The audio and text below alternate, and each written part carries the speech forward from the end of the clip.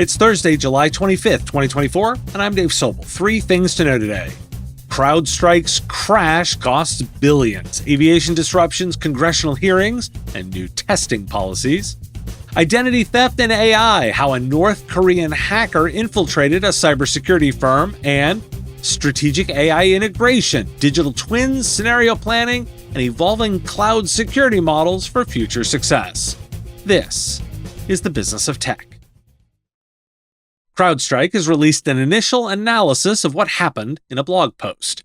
On Friday, July 19th, 2024, CrowdStrike released a content configuration update for the Windows sensor that resulted in a system crash.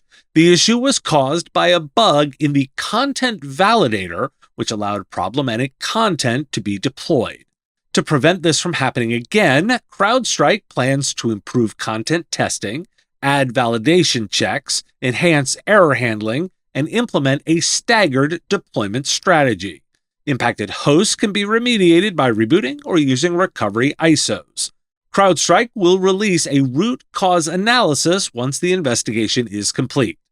We also learned that CrowdStrike's failed software update was live for only 78 minutes. The fallout continues as Delta Airlines spent a good portion of the week still catching up.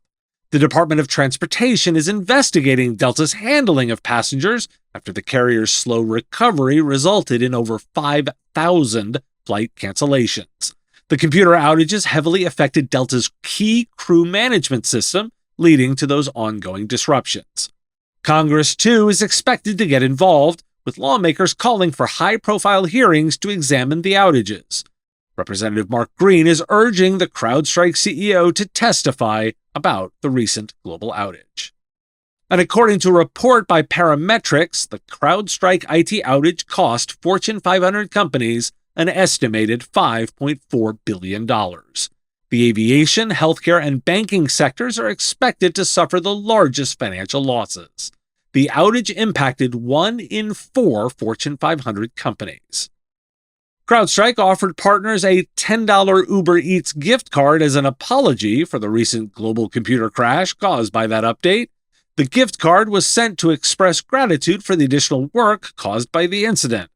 However, some recipients reported that the voucher was canceled when they tried to redeem it.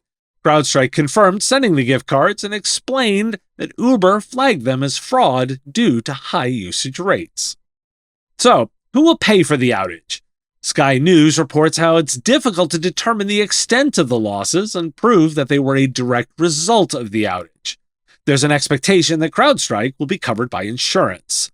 The aviation industry is expected to face significant losses, but claiming compensation may not be straightforward. Financial services may also face compensation claims. The economic consequences of the outage are uncertain, but there may be an increase in spending on IT continuity preparation. CNN has a similar article noting legal protections in customer contracts may shield the company from liability. The reputational damage from the incident may make it difficult for CrowdStrike to retain existing customers and attract new ones. And to end on a high note, the Washington Post highlighted how the outage turned IT technicians into heroes as they worked tirelessly to restore systems and prevent chaos. IT workers spent long hours fixing systems and ensuring operations were back to normal. The coverage highlighted the importance of IT workers and the need for robust communication procedures and contingency plans in case of future outages. Why do we care? I think there are 2 areas to focus on. First, CrowdStrike is implementing policies for testing that should already exist, particularly that staggered deployment. Take that lesson away. Staggered deployments. Second, now we're into the consequences. I'm skeptical of CrowdStrike's real reputational damage. This has been thrown around for a long time as a consequence, and I'm increasingly less convinced. The way that happens is a quality improvement of competitors. If other software becomes more reliable, then vendors have to respond. Since software quality has been the theme I've highlighted this week, we'll see. I'm actually expecting those compensation claims to be simply absorbed as the cost of doing business. Trinity Cyber brings MSPs a revolutionary new capability to grow your business and improve your margins. Trinity Cyber's world-class threat analysis team works 24/7 to deeply inspect customer traffic in context. Trinity Cyber stops threats before they even enter your client's networks, and they do the hunting and event triaging to save you money. Here's what Wayne Porter, owner of MSP Allegheny Computer Services, has to say. Trinity Cyber is a true game changer for MSPs. It's more affordable, it provides fewer false positives, and it costs less. Let their threat intelligence experts work for you around the clock to reduce your workload. Visit trinitycyber.com/MSP4 to learn about their discounted MSP pricing options. Cybersecurity firm KnowBe4 discovered that a remote worker hired as a software engineer was actually a North Korean threat actor using a stolen identity. The actor used a valid identity and an AI-generated stock image to avoid detection. KnowBe4's internal investigation revealed suspicious activities, including loading malware onto the worker's laptop. The company concluded that the worker was a fictional persona operating from North Korea.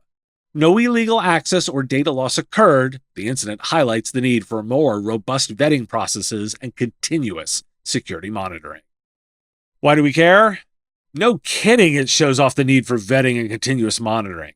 It's another attack vector I wanted to highlight. Time for some weekend big ideas.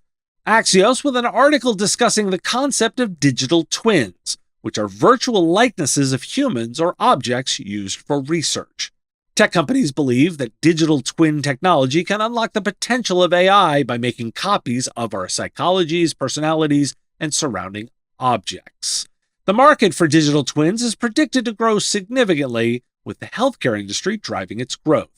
LinkedIn co-founder Reid Hoffman has created his own digital twin, Reid AI, using custom AI models. The article highlights the potential applications of digital twins in various industries and emphasizes their everyday utility in personalized healthcare and other statistics-heavy applications. One useful thing with the need for organizations to consider the possibility of continued AI improvement in their strategic planning. While there is uncertainty about the future of AI, many insiders believe that achieving artificial general intelligence, or AGI, is possible in the near term. The article emphasizes the importance of planning for multiple contingencies and highlights the current capabilities of AI systems. It also suggests using scenario planning techniques to explore different future possibilities and make informed decisions. And Runtime examines the sagging shared responsibility model. The shared responsibility model in cloud computing security faces challenges in the modern security environment. Cloud providers need to do more to protect their customers, as sophisticated threats and automated attacks are straining the old model. While customers are responsible for securing access to their accounts, security experts argue that cloud providers should take on more responsibility. This may require vendors to accept more friction in the user experience and provide easier ways for customers to detect anomalous activity. Turning security into a competitive advantage could drive industry-wide improvements. Why do we care? Sometimes friction is good. Reminding you about security is one of those good friction points. It's worth re-examining the shared responsibility model as threads become more complicated. I'm not one to sign on to AGI being here soon. The article's big takeaway for me is adding AI into your strategic planning process, both for you and your customers. Throw in a little digital twin planning too. Thanks for listening. It's National Chili Dog Day, National Hot Fudge Sundae Day, and National Wine and Cheese Day. With dinner sorted, enjoy it with red shoes on International Red Shoe Day. I'll be off tomorrow. There'll be a copy of the live episode for you, those of you on the podcast feed, and an interview episode on Sunday with me back on Monday. If you have a question you want answered, I take those. Send them in at question@mspradio.com. I answer those listener questions live each week on the Wednesday live show on YouTube and LinkedIn, 3 p.m. Eastern. And if you like the show, share it with a friend. Make sure you're following on your favorite platform and give a good review. I will talk to you again on Monday. The Business of Tech is written and produced by me, Dave Sobel, under ethics guidelines posted at businessof.tech. If you like the content, please make sure to hit that like button, follow, or subscribe. It's free and easy and the best way to support the show and help us grow.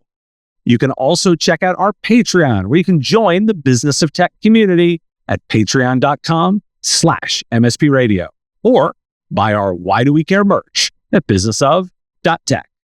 Finally, if you're interested in advertising on the show, visit mspradio.com/engage. Once again, thanks for listening to me, and I will talk to you again on our next episode of The Business of Tech. Part of the MSP Radio Network.